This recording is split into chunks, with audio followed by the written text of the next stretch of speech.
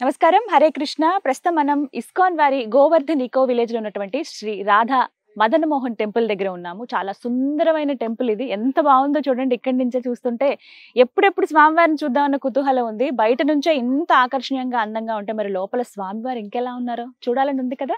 నాకు కూడా ఉంది. జననీ ఎస్టేట్స్ ఫార్మ్లాండ్స్ చందనవాలి స్క్వేర్ యార్డ్ 2299 రూపాయలు మాత్రమే. అసలు నిజంగా చెప్తున్నాను కదా, ఎంత బాగుందంటే ఆశ్రమం అంతా కూడాను. ఎక్కడ చూసినా సరే ఆ కృష్ణుడి లీలలు, ఆ కృష్ణ పరమాత్ముడే కనిపిస్తూ ఉన్నారు. అలాగే వారి లీలలన్నీ కూడా విగ్రహ రూపంలో కనబడుతున్నాయి. మందిరాలు ఇంకా చాలా చాలా బాగున్నాయి. అందులో ఒకటి దూరం నుంచి ఆకర్షణీయంగా కనిపించింది. ఎంత ఎత్తులో ఉందో ఈ మందిరం ప్రత్యేకత. ఇక్కడ స్వామివారి గురించి వెళ్ళి మాట్లాడుకుందామండి. రండి. మా రాధా మదన్ మోహన్ మందిరానికి మీ అందరికీ స్వాగతం. ఇక్కడ అద్భుతమైన శ్రీమూర్తులు, ఈ శ్రీమూర్తుల యొక్క విశేషాలు, ఇక్కడ ఉండే వైభవం అంతా కూడా మనతో గౌర్నాం ప్రభు పంచుకుంటారు. ప్రభుజీ మన జేఎన్టీలో ఇంజనీరింగ్ చేశారు. దాని తర్వాత ఆయన ఇండియన్ ఇన్స్టిట్యూట్ ఆఫ్ సైన్స్ బెంగళూరులో ఆయన చదువుకున్నారనమాట. ఆయన పోస్ట్ గ్రాడ్యుయేషన్ అక్కడ చేశారు. ఆయన గేట్ లో ర్యాంక్ 5 ఆల్ ఇండియా. దాని తర్వాత ఆయన ఆశ్రమంలో ఆయన పోస్ట్ గ్రాడ్యుయేషన్ కంప్లీట్ చేసి వర్క్ చేసి వాళ్ళ తల్లిదండ్రుల యొక్క ఆశీర్వాదం తీసుకొని ఇక్కడికి వచ్చి సేవ చేస్తూ ఉన్నారనమాట. కాబట్టి ఆ ప్రభుజీ నోటి ద్వారా మనం ఆ స్వామి యొక్క వైభవాన్ని విని చక్కగా మనం వెళ్ళి లోపల ఉండే శ్రీమూర్తులను దర్శనం చేసుకుందాం. ఆలయంలో ఉండే విశేషాలు నేను ప్రభుజీ ఇద్దరు కలిసి పంచుకుందాం. పదండి, దర్శనం చేసుకుందాం. ఇంకా ఆలస్యం ఎందుకు, వెళ్దాం పదండి. చాలా ఎత్తులో నిర్మించారు ప్రభుజీ. చాలా అద్భుతమైన బృందావనంలో ఎలా అయితే మదన్ మోహనుడి యొక్క ఆలయం ఉందో అలానే ఇక్కడ ఉన్నారనమాట. చూడండి ఎంత ఆహ్లాదకరమైన పరిసర ప్రాంతాలు, అక్కడ చక్కటి పర్వతాలు కనిపిస్తున్నాయి. దాంతో పాటు ఆ పర్వతం పైన శివాజీ మహారాజ్ నిర్మించిన ఒక చిన్న ఫోజ్ కిలా అని అంటారు. అది కూడా మనకి అక్కడ దర్శనం ఇస్తుంది అనమాట. లేట్ చేయకుండా స్వామి యొక్క వైభవాన్ని శ్రవణం చేద్దాం, భగవంతుని దర్శనం చేసుకుందాం. ఓ హరే కృష్ణ. గౌర్నాం ప్రభు ఇందాక మీకు పరిచయం చేసిన ప్రభుజీ గౌర్నాం ప్రభు. గౌర్నాం ప్రభు మనకి భగవంతుడి యొక్క వైభవం, ఎలా అసలు ఈ స్వామి ప్రకటితం అయ్యారు, ఆయన యొక్క లీల ఏంటి, ప్రభుజీ దగ్గర నుంచి శ్రవణం చేద్దాం. తర్వాత మనం దర్శనం పరిక్రమ అన్ని కూడా చేసుకుందాం.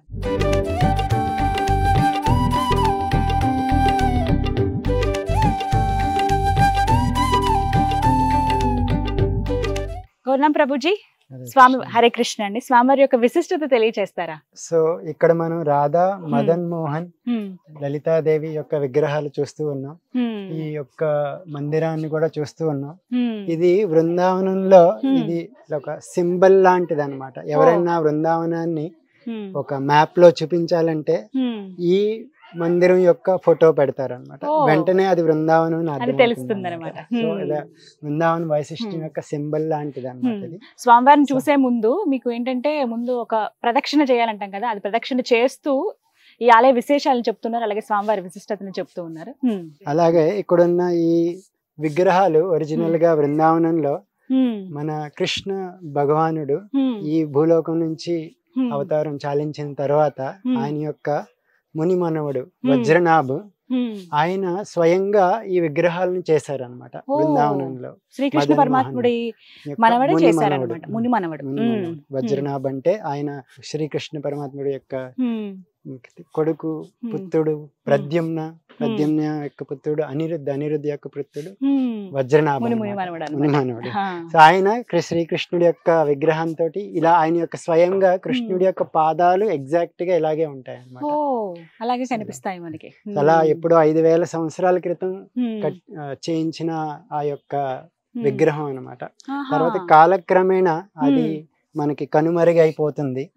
ఒక 500 సంవత్సరాల క్రితం మన చైతన్య మహాప్రభుల యొక్క అనుయాయులు అద్వైతాచార్యులు బృందావనంలో వచ్చినప్పుడు ఆయనకి మళ్ళీ ప్రకటమవుతారు అనమాట అదే విగ్రహం. సో ఆయన అద్వైతాచార్యులు ఒక మధురాలో ఒక బ్రాహ్మణులకి సేవ చేయడానికి ఇస్తారు. ఆయన పురుషోత్తమ చోబే అంటారు అనమాట. సో ఆయన సేవ చేస్తూ ఉంటారు. ఆయన సేవ ఎలాంటిదంటే చాలా ఒక తండ్రి కొడుకుని ఎలా చూసుకుంటారో అలా చూసుకుంటారు ప్రేమగా. సో పురుషోత్తం చౌబేకి కూడా ఒక పుత్రుడు ఉంటారు. సో ఆ పుత్రుడు ఈ మదన్ మోహనుడు ఇద్దరు ఆడుకుంటూ ఉంటారు అనమాట. అలా ఇది వీళ్ళు వాళ్ళ ఏమన్నా తిట్టాలి అన్న కొడుకుని ఎలా తిడతారో మదన్ మోహన్ కూడా అలాగే తిడుతూ ఉంటారు అనమాట. సో అదే సమయంలో చైతన్య మహాప్రభువులో ఇంకొకరి యొక్క అనుయాయులు సనాతన గోస్వామి అని ఆయన బృందావనంకి వస్తారనమాట. ఆయన కూడా చాలా భక్తితోటి ప్రేమావశ్యంతో బృందావనంలో ఉంటూ ఉంటారు అనమాట. ఒకసారి ఆయన మథురాకు వస్తారు. మథురాకు వచ్చి ఇలా ఈ ఒక పుత్రుడిని ఎలా తిడుతున్నారో అలా తిడుతూ అదని చూసి ఆయన ఈయన సాక్షాత్తు భగవంతుడు, మీరు ఈయన ఎలా తిడుతున్నారు అని అంటారు అనమాట. అంటే అప్పటి నుంచి ఓ మీరు గోస్వాములు మీరు చెప్పినట్టు నేను వినాలి అని అప్పటి నుంచి కొంచెం విని కొంచెం ఆయన చాలా మర్యాదగా చూడడం మొదలు పెట్టారు అనమాట. అప్పుడు మదన్ మోహన్ ఒకసారి కళలోకి వచ్చి పురుషోత్తం చౌబే కళలోకి వచ్చి నాకు సనాతన గోస్వామి దగ్గరికి వెళ్ళాలని ఉంది అని చెప్తారనమాట. అలాగే సనాతన గోస్వామి కళలో కూడా వచ్చి నేను నీ దగ్గరికి రావాలని ఉంది అని చెప్తారన్నమాట. సో ఆ కళ ప్రకారం సనాతన గోస్వామి ఆయన దగ్గరికి వెళ్ళినప్పుడు ఆయనకి మదన్ మోహన్ ఇస్తారన్నమాట. సో అలా ఆయన్ని మధురా నుంచి బృందావనం తీసుకొచ్చారు.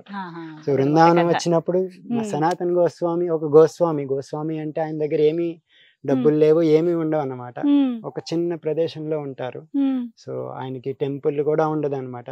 ఒక చిన్న గుడిసెలో ఉన్నట్టు ఆయన కూడా ప్రసాదం మామూలుగా ఎవరైనా బయటికి వెళ్ళి ఏది ఇస్తే అది తీసుకుంటూ ఉంటారు అనమాట. సో మదన్ మోహన్ కూడా అక్కడికి తీసుకొచ్చి ఒక చిన్న దాంట్లో పెట్టి ఆయనకి అక్కడ బృందావనంలో ఒక అక్కడ దొరికే ఒక గోధుమ పిండితో చేసిన ఒక పిండి లాంటిది ఇస్తా ఉంటారు అన్నమాట. సో దాన్ని ఆయన మదన్ మోహన్ కూడా అదే పెడుతూ ఉండేవారు అన్నమాట. సో దాన్ని భాటి అంటారు అన్నమాట, చాలా ఫేమస్. సో మదన్ మోహన్ ఒకసారి సనాతన గోస్వామికి కళ్ళ వచ్చి చెప్తూ, మీరు ఎప్పుడు నాకు ఇలా భాటి ఇస్తున్నారు, కనీసం కొంచెం ఉప్పన్నా ఇవ్వండి, కొంచెం తినడానికి బాగుంటుంది అని అంటారు అనమాట. అప్పుడు సనాతన గోస్వామి అంటారు, ఇక్కడ నా యొక్క గురువు గారి యొక్క ఆదేశం, చైతన్య మహాప్రభుల ఆదేశం ప్రకారం నేను ఇక్కడికి వచ్చి ఆయన యొక్క ఆదేశాన్ని పాలిస్తూ నేను గ్రంథాలు రాస్తూ ఆయనకి సేవ చేసుకుంటూ ఉన్నాను. సో మీరు ఇప్పుడు నన్ను ఉప్పు అడుగుతున్నారు, తర్వాత రేపొద్దున ఇంకా ఏమన్నా అడగచ్చు, నాకు అంత సమయం లేదు, సేవ చేసుకోవాలి, మీకు ఉప్పు కావాలి ఎలా అంటే మీరే అరేంజ్ చేసుకోండి అని చెప్తారు అనమాట. సో మీరే చేసుకోండి అని అలా చెప్తే, సో అక్కడ ఆయన ఉండే ప్రదేశం బృందావనంలో పక్కనే యమునా నది ఫ్లో అవుతూ ఉంటుంది అనమాట. సో అక్కడ ఉంటారన్నమాట, ఆదిత్య టిలా అంటారు ఆ ప్లేస్ ని. ఆ ప్రదేశంలో ఉన్నప్పుడు అప్పుడు ఒకసారి యమునా నదిలో ఆ సమయంలో వ్యాపారులందరూ యమునా నది పడవ ద్వారా ఒక బోట్ ద్వారా తీసుకెళ్తూ ఉండేవారంట వాళ్ళ సరుకులని. సో ఒకనొక సమయంలో ఒక వ్యాపారి రామదాస్ కపూర్ అని ఆయన యొక్క బోట్ ని తీసుకెళ్తూ అక్కడ ఒకలాంటి తుఫాన్ లాంటిది అట్లా వస్తుంది, విరిక్కుపోతుంది అనమాట. సో అందులో చాలా విలువైనవన్నీ ఉంటాయి సామాన్లు. సో ఆయనకి ఏం చేయాలో తెలియదు.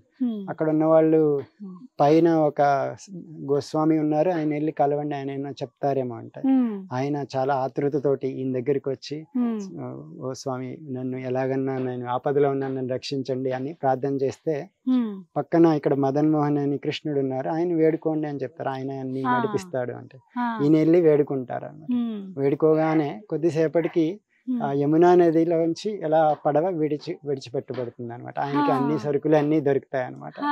సో ఆయన అలా తన ప్రదేశానికి వెళ్తారు. అదే సమయంలో ఆ పడవలో సాల్ట్ కూడా ఉంటుంది అనమాట. సో అందులో సనాతన గోస్వామికి వచ్చి మీకు ఏమైనా సేవ చేయాలనుకుంటే ఏం చేయాలి అంటే, ఇక్కడ సాల్ట్ ఆయన ఉంది ఏముంది మీ దాంట్లో అంటే సాల్ట్ ఉంది అంటే, ఓ ఆయన అరేంజ్మెంట్ ఆయన చేసుకున్నారు అనమాట అని అంటారు అనమాట. అది తీసుకొచ్చి ఇస్తారు. తర్వాత ఆయన మళ్ళీ వెనక్కి వచ్చి మీకు ఏం సేవ చేయాలి అంటే, ఆయనకి ఇక్కడ ఏమన్నా మందిరం కట్టచ్చు అంటే ఆయన ఇంత మంచి పెద్ద మందిరం కడతారు అనమాట. రామదాస్ కపూర్ గారు నిర్మించినటువంటి దేవాలయం అనమాట. ఇప్పుడు ప్రస్తుతం మనం గోవర్ధన్ దగ్గర చూస్తున్నది, అది ప్రస్తుతం అది బృందావనంలో ఉందన్నమాట. కలర్ ఎక్కువ కలర్ఫుల్ గా, మరి ఎక్కువ అన్ని రంగురంగులు వేయరు, ఇది ఒకటే కలర్. బృందావనంలో ఆ టైంలో అక్బర్ టైంలో ఉండే, అక్కడ ఆ టైంలో కూడా అక్బర్, మాన్ సింగ్ వాళ్ళు ఈ రాయిని అక్కడ సప్లై చేసేవారు అంటే ఓన్లీ పెద్ద పెద్ద ప్యాలెస్లకే ఇలాంటి ఈ రాయి ఉండడమే ఈ రంగులో ఉంటుందా? సో అది రాజస్థాన్ లో స్పెషల్ గా ఉండే రాయి. ప్రభుజీ ఇదంతా ఒకటే స్టోనా ఇది? ఎస్ మాతాజీ. రాతి ఇక్కడ ఇదంతా రాయే, స్టోన్ అని తెలుస్తుంది కానీ చాలా స్పెషల్ గా ఉంది.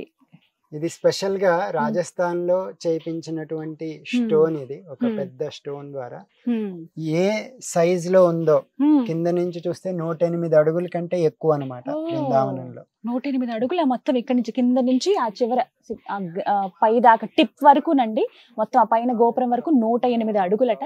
ఈ స్టోన్ అంతా కూడా రాజస్థాన్ నుంచి తీసుకొచ్చారు. ఇదంటే కలర్ వేసింది కాదు, రాయే ఈ రంగులో ఉంది. మనకి ఇటుక ఏ విధంగా ఉంటుందో ఆ కలర్ లోనే కనిపిస్తుంది, కానీ ఒక్కొక్కటి ఎంత చక్కగా చెక్కారు. సేమ్ మనకి బృందావనంలో ఎలా ఉందో అలాగే ఉంటుందా టెంపుల్? సైజు స్ట్రక్చర్ మొత్తం బృందావనంలో ఎలా ఉందో అలాగే కట్టారు. బృందావనంలో ఎవరైతే చూడలేదు, అక్కడ దాకా వెళ్ళలేదు అనుకున్న వాళ్ళు ఇక్కడికి వచ్చి చూస్తే చాలు, సేమ్ ఎక్కడా పొల్లిపోకుండా ఇవి గానీ తోరణం లాగా ఉన్నవి గానీ ఈ ఫ్లవర్స్ గానీ అన్ని సేమ్ అక్కడ ఎలా ఉన్నాయో అదే విధంగా ఇక్కడ కూడా తీర్చిదిద్దారనమాట. ఆ తర్వాత ఏం జరిగింది మరి? విగ్రహాలు. సో ఇక్కడ విగ్రహాలు అలా అప్పటి నుంచి రాధా మదన్ మోహన్ ద్వారా ఇక్కడ బాగా విశిష్టంగా పూజలు జరుగుతూ ఉండేవి. కాలక్రమేణా ఔరంగజేబు ఒకసారి అలా అక్కడ వాళ్ళు పవర్ లోకి వచ్చిన తర్వాత బృందావనంలో కొన్ని అటాక్స్ జరిగినాయి అనమాట. అప్పుడు జరిగేవి అనమాట. సో ఆ సమయంలో భగవంతుడిని ఈ మందిరం నుంచి ఇక్కడి నుంచి తీసుకువెళ్ళి జైపూర్ లో ఒక రాజు ఉన్నారనమాట. ఆయన చాలా భక్తుడు అనమాట. సో ఆయన దగ్గరికి షిఫ్ట్ చేశారనమాట.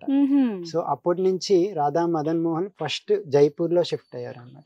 సో మనం బృందావనం వెళ్తే మనకి పెద్ద విగ్రహాలు అక్కడ డైరెక్ట్ గా కనబడవు అనమాట. చిన్న స్వయంభూ విగ్రహాలు, చిన్న విగ్రహాలు మాత్రమే కనబడతాయి అనమాట.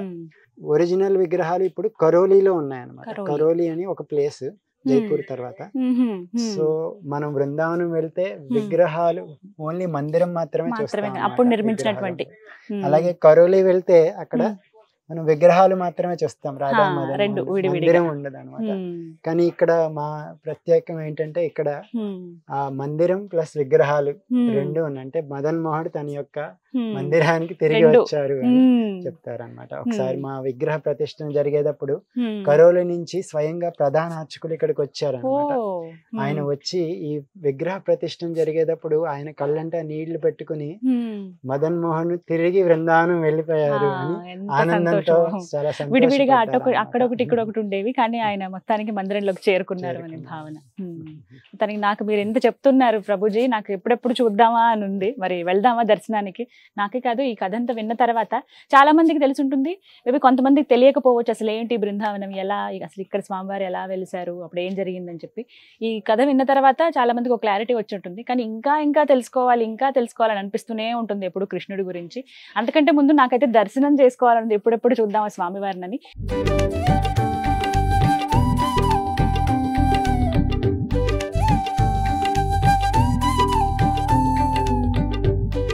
ప్రభుజీ మమ్మల్ని పిలవకుండా మీరే దర్శనం చేసేసుకుంటున్నారు. మీకు కూడా చేయిస్తాం మా మదన్ మోహన్ యొక్క దర్శనం. రండి. నాకైతే చాలా కుతూహలంగా ఉంది చూడాలని. ఓ బా, ఎంత బాగున్నారు. మధ్యలో ఉన్నది మదన్ మోహనుడు, ఇటు పక్కన రాధారాణి, ఇటు పక్కన లలిత సఖి. లలిత విశాఖ సఖులు ప్రధాన సఖులు అన్నమాట రాధాకృష్ణులకి. అందులో లలితా సఖి ఇక్కడ మనకి దర్శనం ఇస్తున్నారు. శ్రీమతి రాధారాణి, లలితా సఖి, మధ్యలో మదన మోహనుడు. ఇక్కడ మదన గోపాల అనే శాలిగ్రామం ఇక్కడ సేవ చేస్తారనమాట.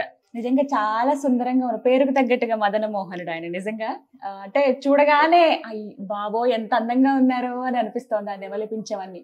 కానీ ప్రభుజీ ఒక్కటి గమనించాను, ఫ్లూట్ అంటే 2 ఫ్లూట్స్ అవి, లేకపోతే 2 విడివిడిగా మధ్యలోకి ఏమన్నా ఇలా విరిగిందా అర్థం కాలేదు. సరే, ఈ ఫ్లూట్ స్టోరీ అసలు ఎందుకు ఆ ఫ్లూట్ అలా బెండ్ అయినట్టుగా అనిపిస్తుంది, దాని వెనకాల ఉండే కథ మనం చెప్పుకుందాం. ఇప్పుడు భగవంతుడికి నైవేద్య సమయం అయిందనమాట. స్వామికి ఆయన ప్రైవేట్ గా ఆ పూజారి భగవంతుడి యొక్క సాయంత్రం పూట నైవేద్యాన్ని సమర్పణ చేస్తారు. మనం బయట కూర్చొని చక్కగా ఈ కథ గురించి మనం తెలుసుకుందాం. తప్పకుండా పదండి. తప్పకుండా. ఇప్పుడు స్వామివారికి నైవేద్య సమయం అండి, సంధ్యా సమయం అయింది కాబట్టి 6 గంటలు అవుతోంది. ఈ సమయంలో వారికి తెర అవన్నీ వేసేస్తారు. ఒక్కసారి కళ్ళారా చూసేసుకుందాం స్వామిని. మళ్ళీ చూసే అవకాశం ఉంటుంది ఒక 5-10 నిమిషాల్లో. కానీ మనం విడిచి వెళ్ళలేకపోతున్నాం కదా, ఆయన రూపం అంత సుందరంగా ఉంది. లలితా సఖి ఉన్నారు ఒకవైపు, అలాగే రాధారాణి ఉన్నారు మధ్యలో, ఆ మదన్ మోహనుడు.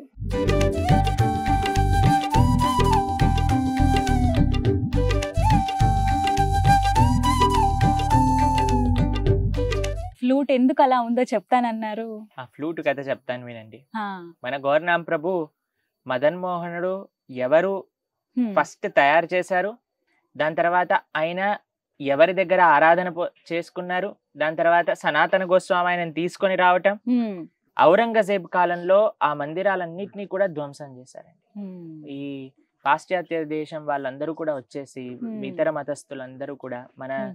హిందూ ఆలయాలని మొత్తం కూడా ధ్వంసం ధ్వంసం చేశారు, చేశారు. అవును. మన అయోధ్య హ్మ్, మనకి తెలుసు, ఇప్పుడు ఇన్ని సంవత్సరాల తర్వాత Hmm. మళ్ళీ ఆ అయోధ్య యొక్క పునర్వైభవం వస్తుందన్నమాట. హ్మ్, సనాతన ధర్మానికి చెందిన వాళ్ళందరికీ ఎంతో గర్వకారణం. అవును.